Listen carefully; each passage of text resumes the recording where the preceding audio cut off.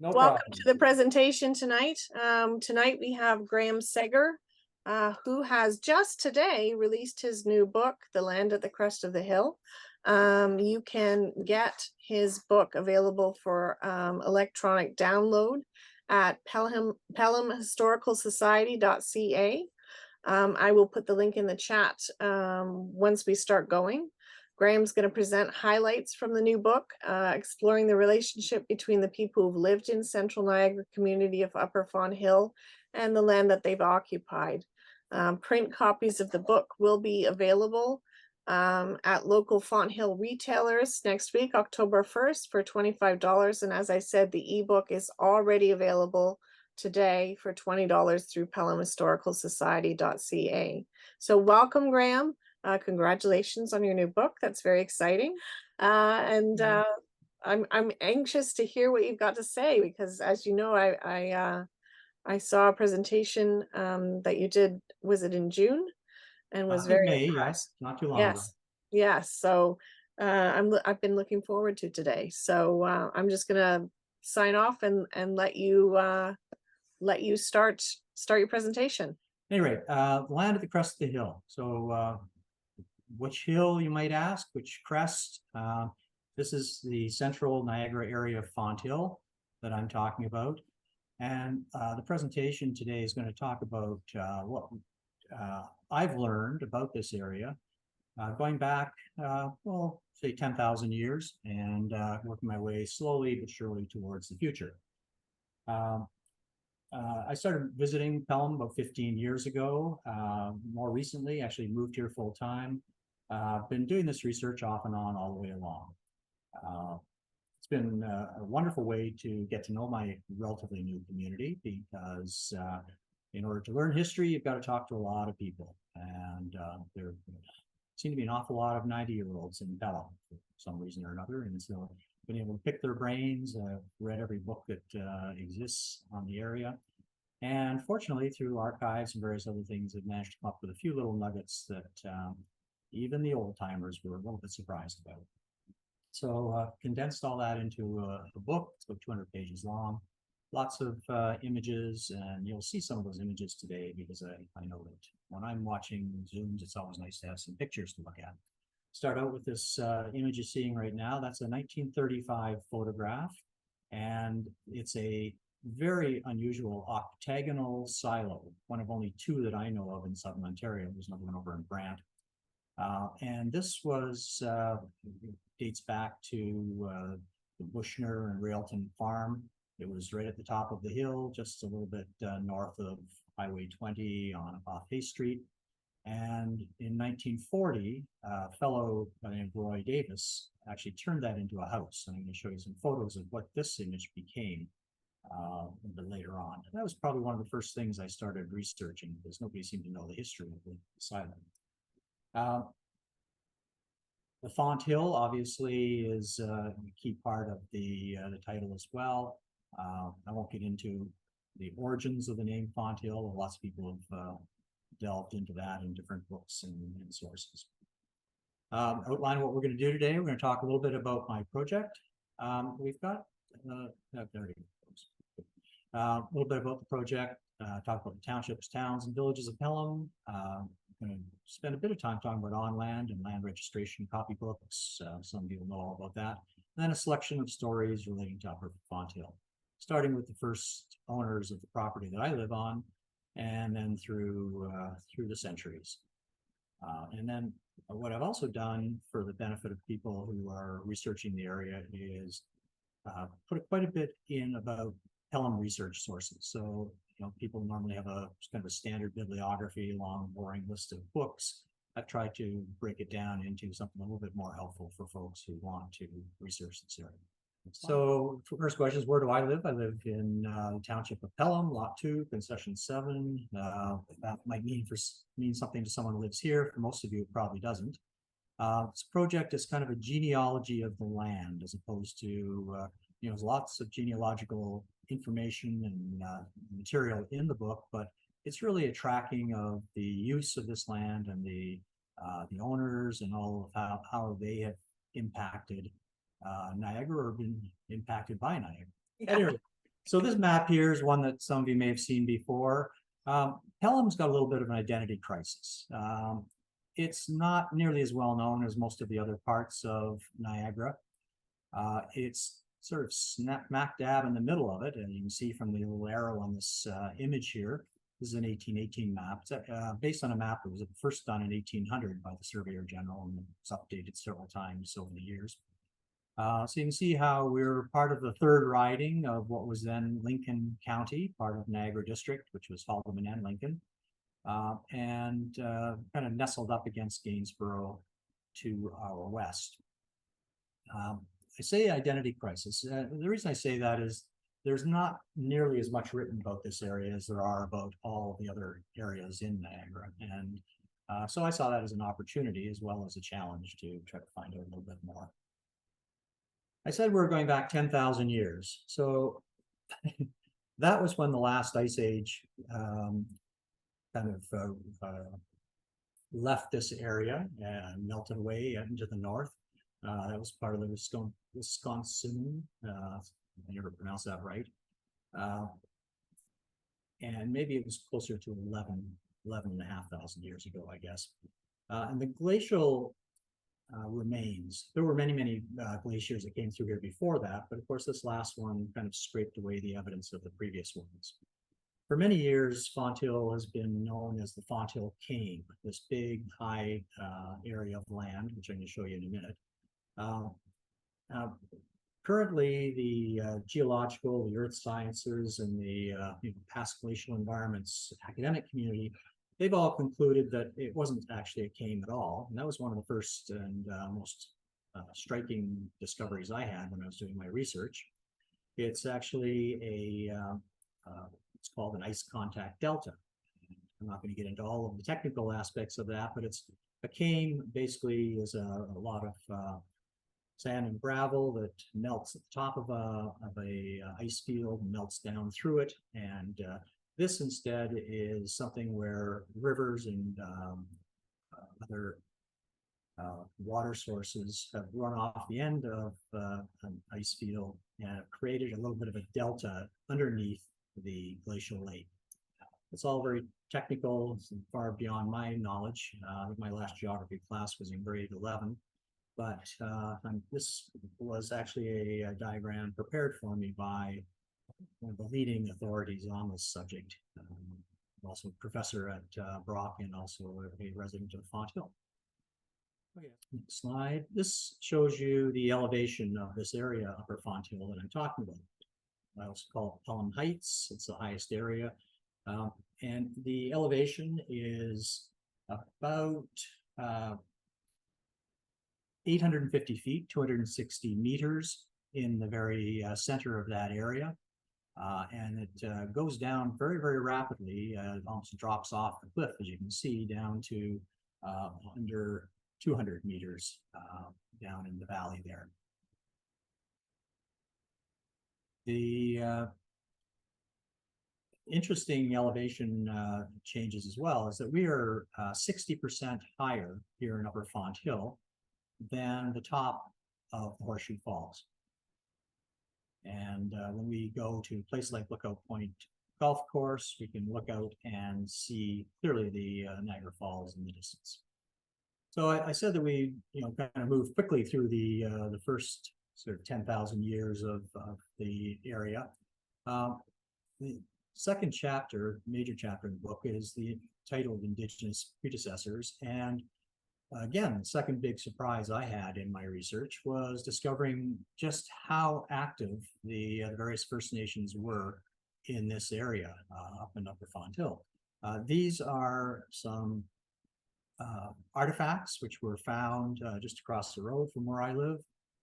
And what happens if anybody involved in any kind of development initiatives, you'll know that you can't really start building a subdivision anywhere in Niagara without first getting some sort of these baseline archaeological studies called a type 1 or 2. And then depending on whether or not anything's found in that study, you then have to ratchet up to maybe a type 3 and 4 study, which then does a much more comprehensive search for artifacts.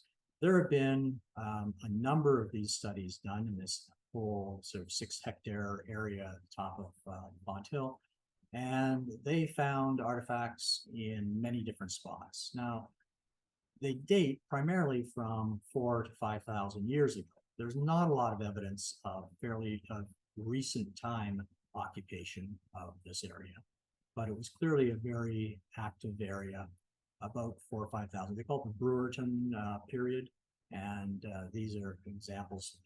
People would normally like to call these arrowheads. I've been told by the archaeological professionals that these are not arrowheads. They are in fact scrapers and tools and drills, which were used for treating hides and various other things. So it's pretty clear that they weren't mining any of this chert or flint in this area, but they were definitely working it.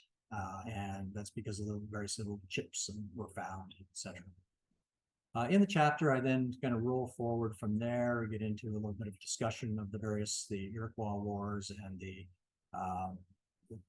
different ways in which the Niagara area changed hands over the last, say, 300-400 years. But I'm not going to get into that today.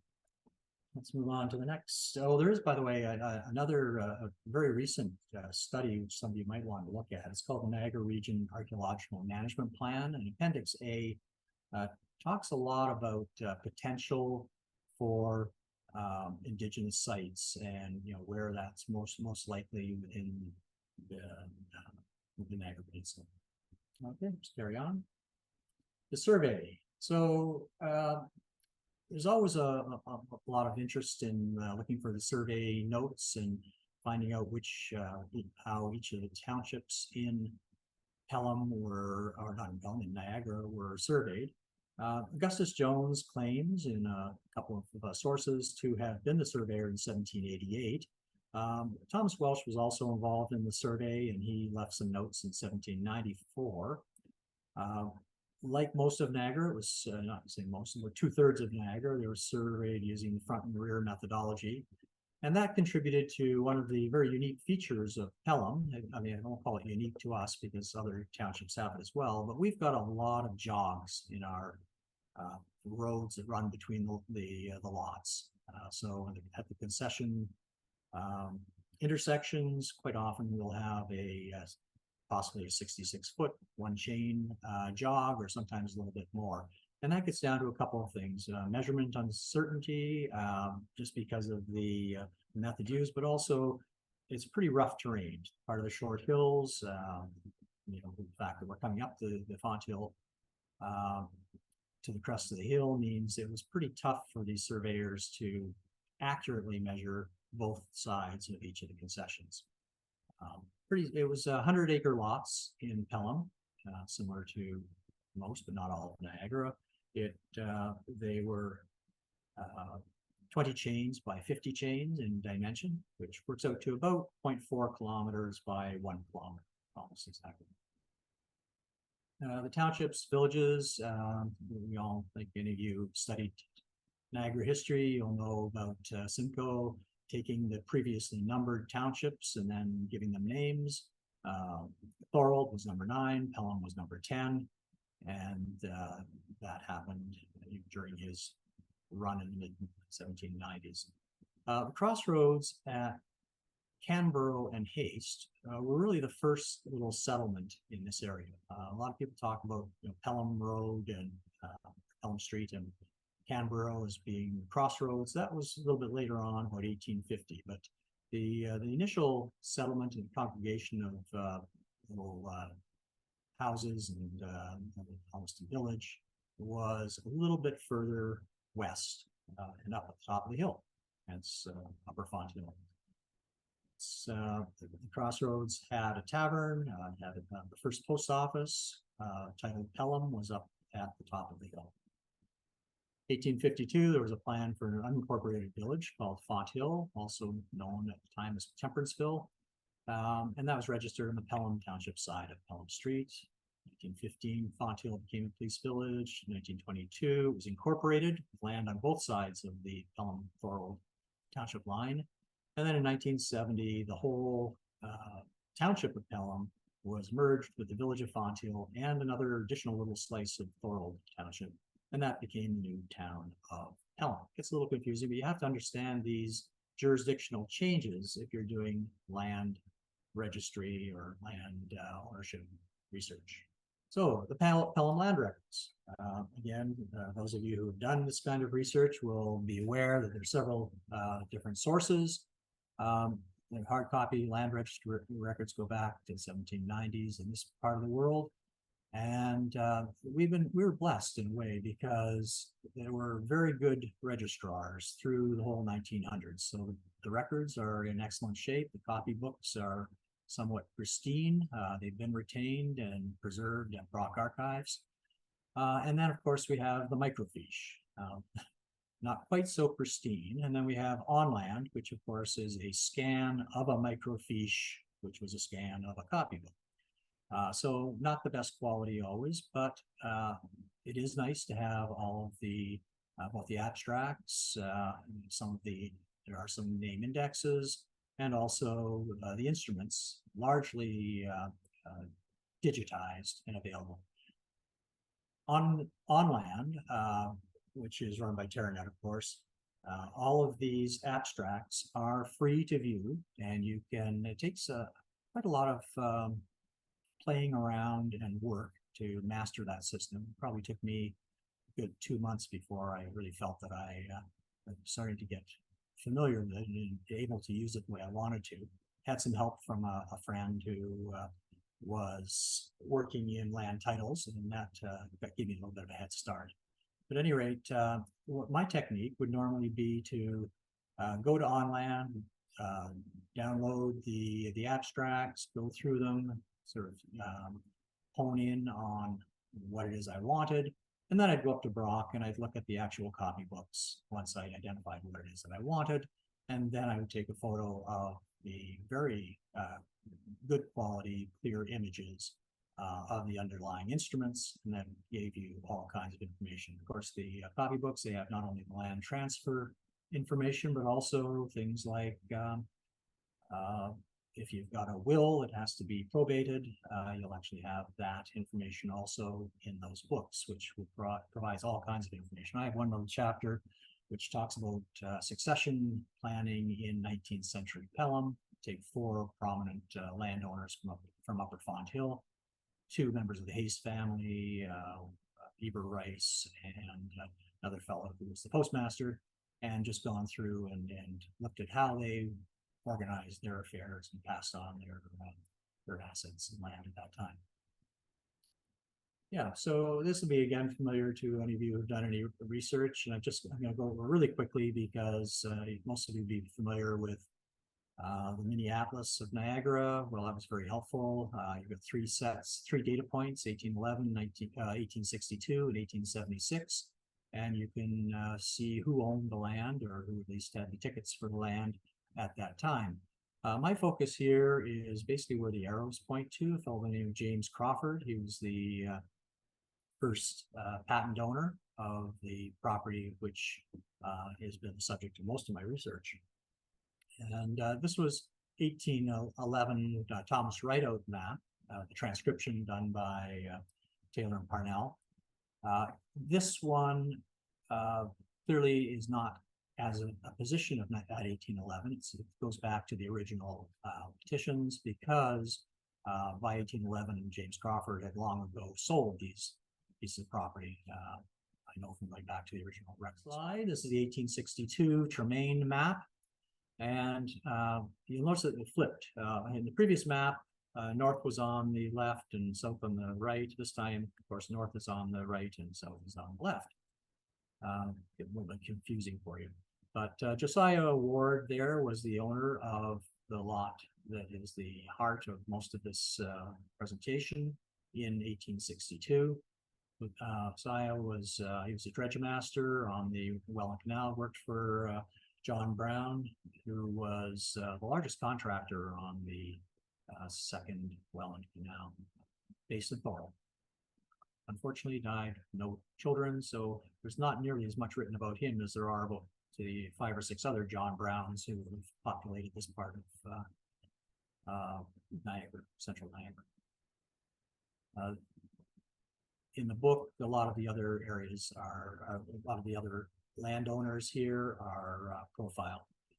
You'll see the big line sort of down the center on a diagonal, that's Canberra Road, and the line going south to north or north to south, that's Pelham Street. And you'll see Fonthill at that time was still largely on the Pelham side of the line, but eventually it did migrate into what was then Thorold Township. And in fact, a large part of Fonthill is now in the former Thorold Township. And this is rolling forward to 1876, a fellow by the name of it's actually Buchner. They spelled the name wrong. Actually, there's a whole bunch of spelling mistakes on this 1876 map, which I've been able to determine by going back to the original records. Just looking at the three of them right there, Caleb Haste was actually Christian Haste, J.H. Wilson, his name's spelled wrong there, and S.W. Buchner, his name's spelled wrong too, and it goes on and on. But anyway, it's still a very useful map because it does give you a point in time. And you'll see that up top left, Josiah Ward has now moved. He sold the property to, actually went through somebody else's hands first, but then eventually went to Buchner. And Josiah Ward built up a very big farming operation straddling Canberra Road, and he built something you might have heard of. It's called the Ridge Castle. It was the Ridge Berry Farm for many years. Unfortunately, no longer in operation. So the next slide, we come to our first settler on this property, James and Amy Crawford. Very interesting people. They were Quakers from Pennsylvania. Arrived in Pelham in 1788, had 8 children.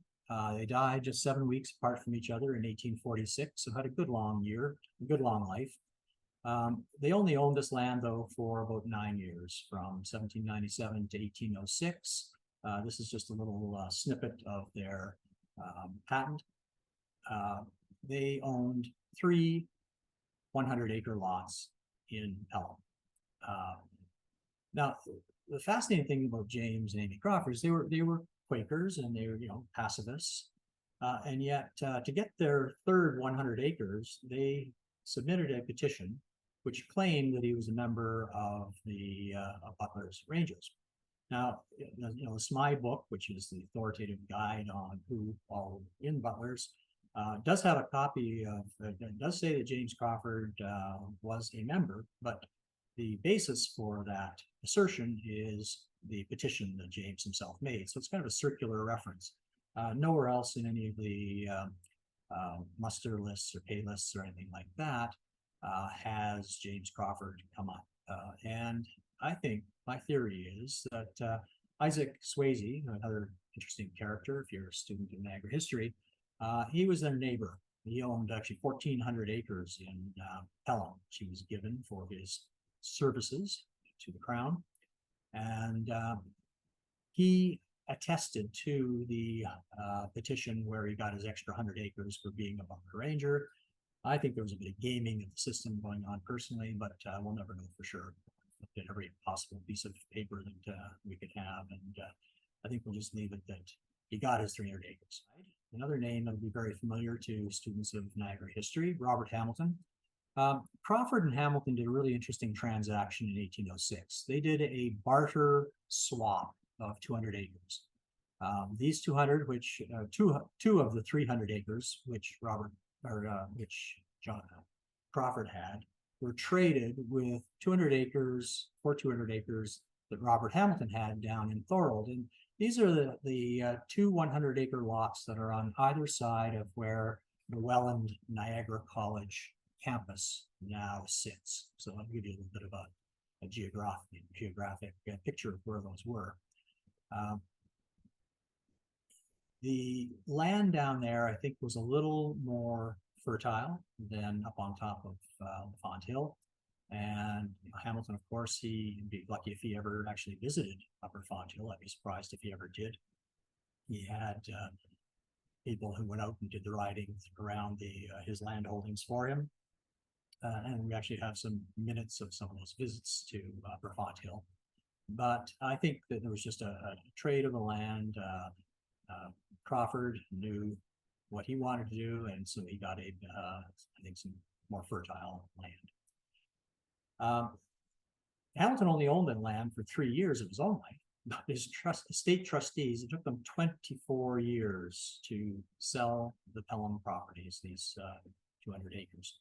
I know many people have spent a lot of time studying the will and the probate of Robert Hamilton. There's all kinds of speculation about why it took so long. Some of the land was encumbered. Some of it was, we had the aftermath of the War of 1812, made real estate a little bit difficult. The will itself couldn't be settled until the youngest son turned 21, which created a big delay. And there was an awful lot of shuffling around among the trustees as well, who counted among them some of the other most significant players in the settlement and land allocation throughout Upper Canada. The two Dixons, Thomas Clark. Bishop Strawn was even one of the trustees at one point, and it was Hamilton's brother who had brought him here to be a tutor for children of Hamilton and Cartwright. The next interesting little snippet, I guess, about this part of Upper Fonthill is the infamous Short Hills Fortress proposal of 1825. Some of you will know a bit about this, others perhaps not, but in the aftermath of the War of 1812, the British were very concerned, still very concerned about risks of the Americans coming north again. All the forts along the Niagara River were in a serious state of disrepair, if not complete total destruction. And so a proposal was made to build a huge fortress up here on top of the Fonthill, right where the tip on the right side of that little highland, that's about where the Lookout Point Country Club clubhouse is. Give you a sense. Corner of Tice and Effingham is up near the point of the top fortress. And these are two different, the fortress wasn't going to have two different sets of battlements. These were two different options that they were considering. This is a plan from 1827. There were various other plans that made, including very detailed architectural drawings of what the fort would look like. They bought 200 acres for this, and then they also put deposits down on another 500 acres. Deposits of about a third of the price that they were going to pay. Geopolitical factors changed. The threat from the U.S. reduced. The British Treasury started becoming depleted. They were spending a lot of money on Welland Canal. Well, Welland Canal was initially a private enterprise, but they were spending a lot of money on the Rideau Canal. And so funds were not available, and this whole fortress proposal eventually just fizzled away. But it wasn't until 1860 that they started selling off the 200 acres that they had purchased. They forfeited the deposits on the other 500. There's a lot of material available about this fortress. I found in the LAC, Libraries and Archives Canada, I found a copy of the original report, which was sent to England proposing that this fortress be built. And so I've transcribed that and actually included it as an appendix in the book, because I haven't been able to find it published anywhere else. So I thought it was such an interesting read, and because it talks about the whole threat from the U.S. and talked about the Welland Canal, talked about the size of the canal had to be for military purposes and everything else. So that's actually included. There were a couple of other really interesting maps. We'll come back to those later on. But let's move on now to the next slide. So there were, in the first half of the 19th century, a series of owners. Jacob Gander, also known as Gonder, he was the grandson of Henry Bushner and son of Josiah Bushner, both very, very prominent Willoughby pioneers. Came again pre-1800, some of the first settlers in that area, and one of the big mysteries, which I've never solved, well, actually, I did solve it on this one. So Jacob bought this land because he had a son, David, who was getting married in 1833. And I guess he had some other elder sons who were being allocated land from the home front. And so he bought this property with the notion that this would be David's land to own and to operate. It's in Jacob's name, though. Unfortunately, David died a couple of years after he was married, 3 years into the ownership of this lot. And so for about 10 more years after that, the land was rented out to a series of different tenant farmers. And we have that because we have the assessment rolls from each of those years from Pelham Township. And you see different people being assessed on this land as they rented it from Jacob Gander. He eventually sold it to John Bevans. John, another interesting character. He was a Quaker as well, but not like all the other Quakers who came to Pelham. John actually was born in England, educated in England, and came here from South America, where his parents had immigrated to Argentina. He trained in pharmacy in Uruguay. And interestingly, he is the addressee of the first letter in the Mute Words, Living Voices letter book of Henry Giles. And if any of you have not seen that book, it is an absolutely fascinating read. It's a series of, I can't remember exactly how many, maybe 13 letters written by Henry Giles in the period 1843-1844 to a series of his relatives, most of them back in England, but also to this fellow, John Bevans, in Argentina. And what the letter was doing was, it was like a sales pitch of why you should move to Pelham. So it was extolling the qualities of the area. It talked about all kinds of things, yields on investments, bank shares, the different types of crops that are here. And the letters are like that. One of the things I remember really enjoying was Henry Giles describing the wonder of traveling in wintertime with a horse and sleigh, and just how much better it was than trying to slug through the mud in the summertime. I guess this would have been a little bit of a novelty for some of these Quakers who came from England. Anyway, for one reason or other, John decided not to stay in Pelham. He moved on and eventually went back to England and died there. But which is quite unusual because most of the other folks who came here, they seem to put down deep roots in their families. Some of them are still here. So Josiah Ward, I talked about him a little bit earlier. He was another Quaker, blacksmith, dredge master, and I think we already talked about the rich berry farm. So let's carry on to the next slide. So 1838, this is a military map, which I found. And it is it's a very rough sketch. It's not to scale, but it's, basically directionally quite accurate. It does have the canal.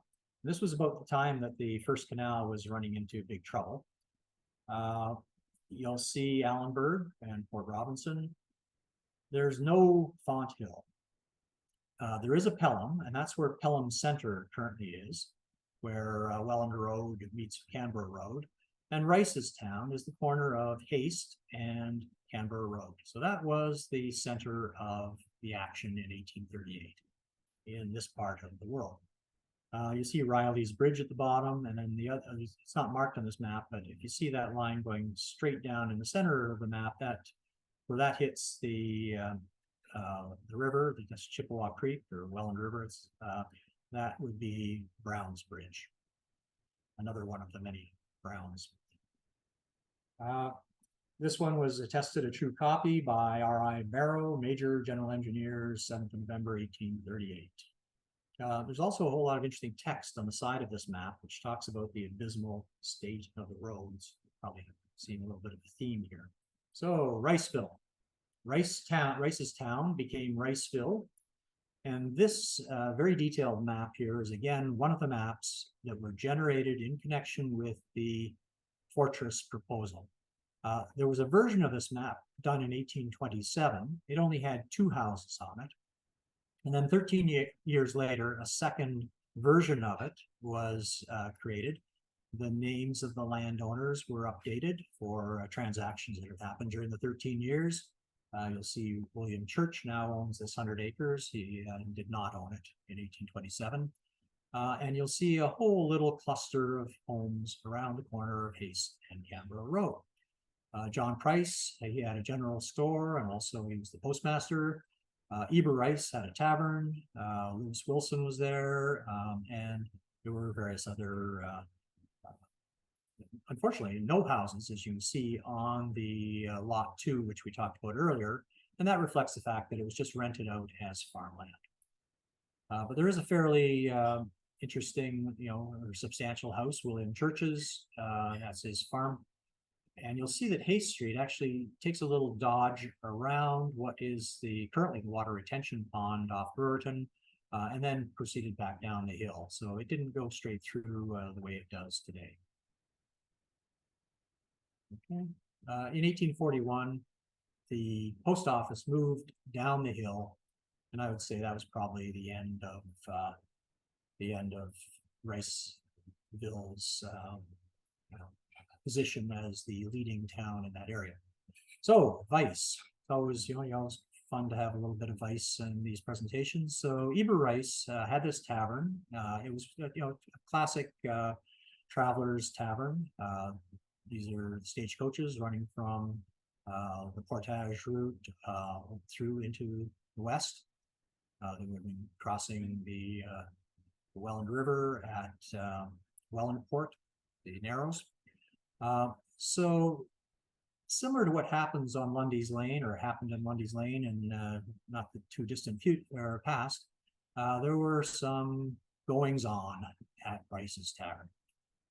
He was actually charged. 3 somewhat, I guess, upstanding citizens of Pelham charged him, or made a charge against the court, that he was running prostitutes, and he was running gambling, and he was doing various other things at his tavern.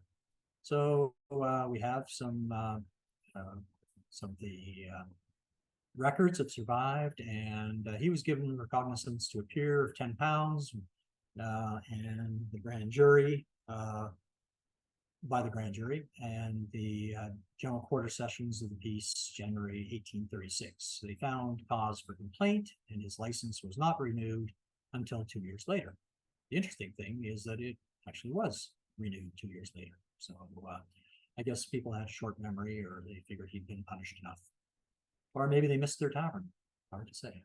So finances, political intrigue, and military service. Bushner, who we talked about earlier, he was a member of a very influential Crowland Township family. They had come in the very early 1780s. His grandfather had had a little tavern on the river, not far from Grand Island. But when Bushner came to Fonthill, he took a mortgage when he bought the property, and he seemed to be in and out of financial trouble throughout much of his 21-year ownership period. He was constantly remortgaging and doing other financial transactions, sold off a little bit of the land. So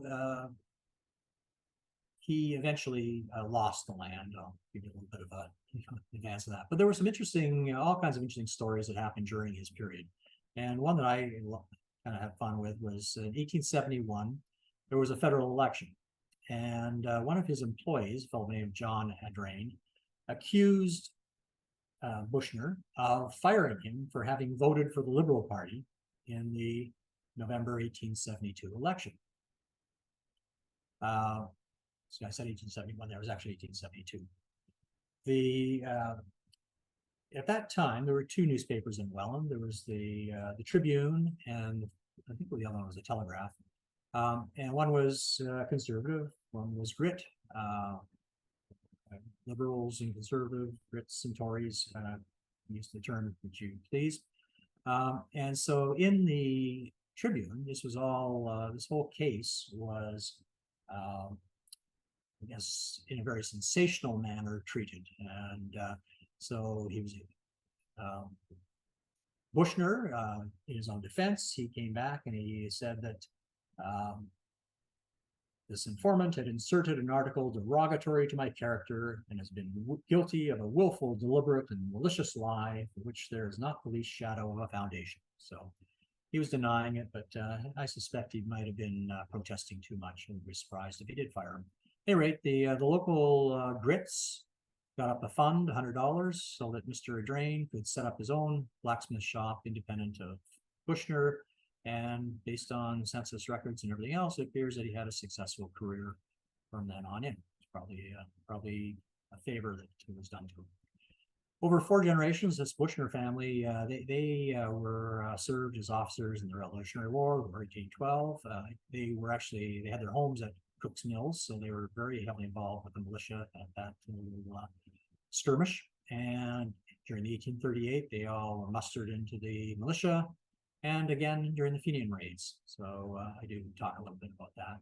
Had some help from Robert Moutry with that, because he's an ancestor of the same Bushner, and so he's done a huge amount of research and deep dives on that. That's helpful to me.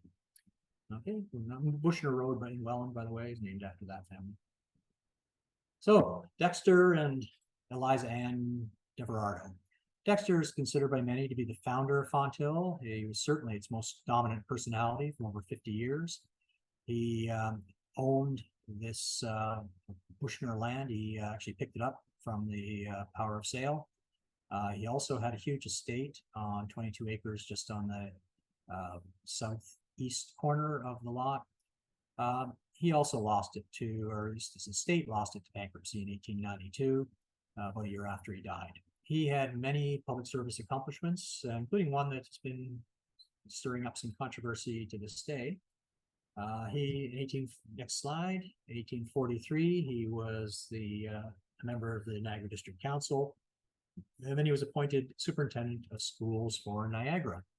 And in that connection, he had a fair amount of contact with Egerton Ryerson, and I don't think there was any suggestion that he had anything to do with any of the proposals for schools that Ryerson is accused of doing. But at any rate, it did cast a little bit of a pall, because some well-meaning citizens of Pelham a few years ago put up a plaque which referred to Ryerson as being one of the colleagues of Deverardo. So that plaque's come down. Ryerson's name has been scrubbed off it, and but Deverardo, is going back up with a little bit more factual description of the contributions he made to the area. I think it might have been a little bit gratuitous anyway to refer to Ryerson. It's a bad habit we have sometimes, trying to associate our people with other more famous people. But, yeah. So he was also the registrar of the circuit court, he was the registrar of deeds, and he was the clerk of the municipal council of the county of Welland. Lots of different jobs. He was also a land speculator. He also was started up the Fonthill nurseries, which didn't succeed for him, but succeeded wildly for his successors. All right, on to, that's his grand home. Just to give you a little description of, this is right in behind, it's right on top of where the Highway 20 bypass now goes, just behind J.J. Flowers. From a 1927 article, it was described as there were iron gates mounted upon lofty pillars of stone. There was a circular driveway. The house contained 12 bedrooms, each with an open fireplace. Both Niagara Falls and Lake Ontario could be seen from the property. There was a 100-foot long gymnasium, which was really a ballroom. Each New Year's Eve, over a 30-year period, up to 250 of the most influential people of the Niagara District and the U.S. border towns came to this house for a huge party. His hospitality was legendary, as was his support of the less fortunate in the community. Unfortunately, the house burned down 2 years after Dexter died. Same thing happened, by the way, to Robert Hamilton's house. It burned down in 1815 as well. Next major personality here was a fellow by the name of Albert Railton.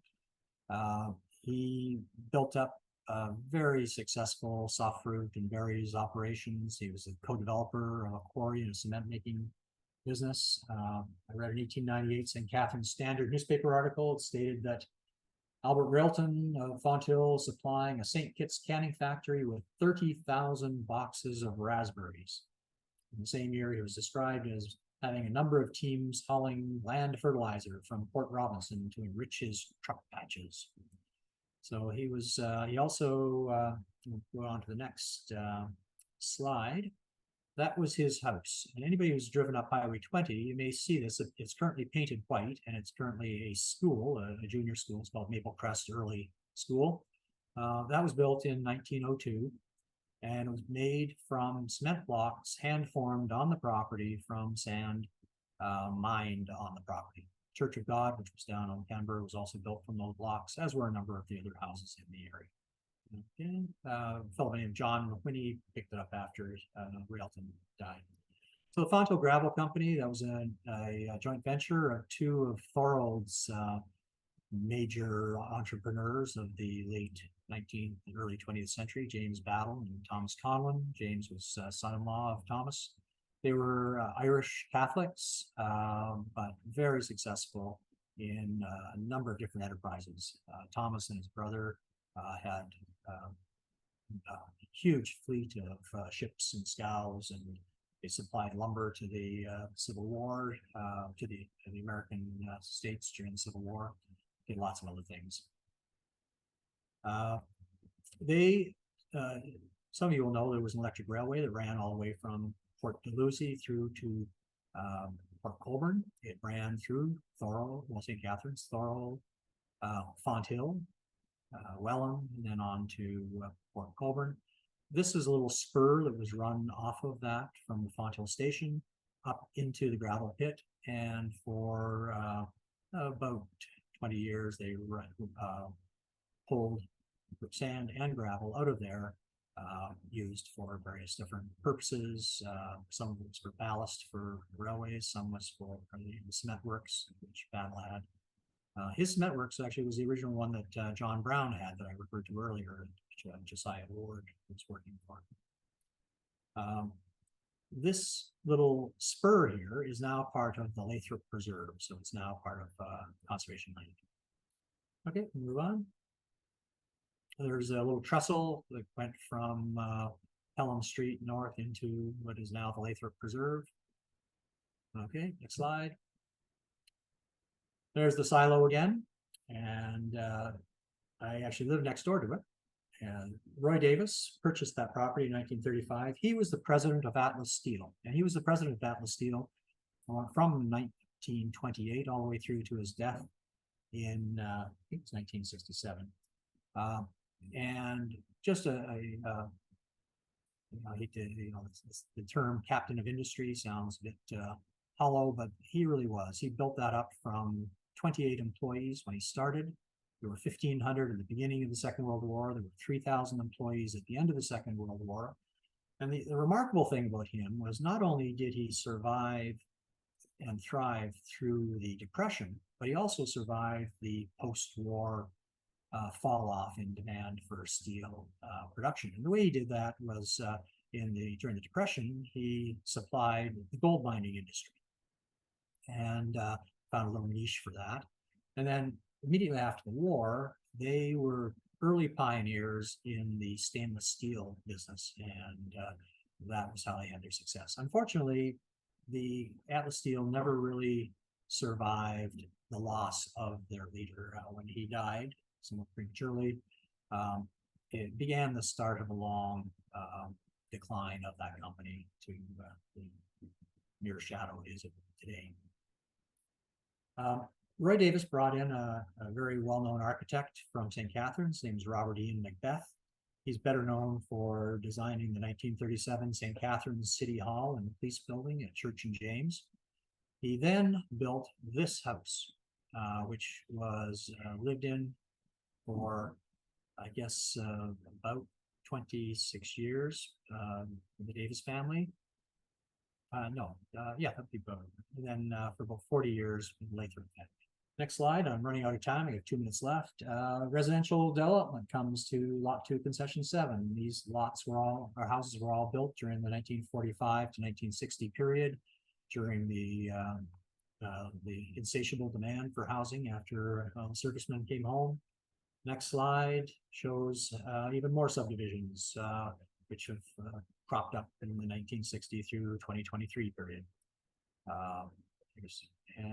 So what have we learned here? Well, there are themes and patterns. The Fonthill ice contact delta had an enormous impact on Pelham. It diverted the canal away from this area, and most industry, other than quarrying, canneries, and nurseries, ended up being established elsewhere. That left this area available for agriculture and also residential. It's an attractive residential setting. Perhaps the single most important factor was the early settlement after the War of Independence, the ensuing migration of the Loyalists, and a few land-hungry opportunists. Plain folk, both Tunkers and Quakers, had quite a major influence on Pelham, and perhaps had some influence on the name Temperatesville. The area was not immune to the ups and downs of the financial and commodity markets, but adapted definitely to the various changes in agricultural land use. It was from its earliest days popular as a residential community for people who were successful elsewhere in Niagara. Conservation forces have had a major influence on shaping the character of Upper Fonthill. I didn't mention earlier, but Lathrop donated 60 acres to the Nature Conservancy of Canada, and that still remains as a nature preserve right smack in the middle of Fonthill. And that, combined with the Marlene Stewart Street Park, is a huge piece of green space right there in the middle of town. Niagara Escarpment Commission plan boundary, the urban boundaries, and concerned citizens have a big impact on development. Generous donations of conservation land can shape the community, and their tension between the aggregate extraction industry and local homeowners is not a new thing. One thing I didn't mention, there was one little story I meant to tell you. I'll just very quickly tell you.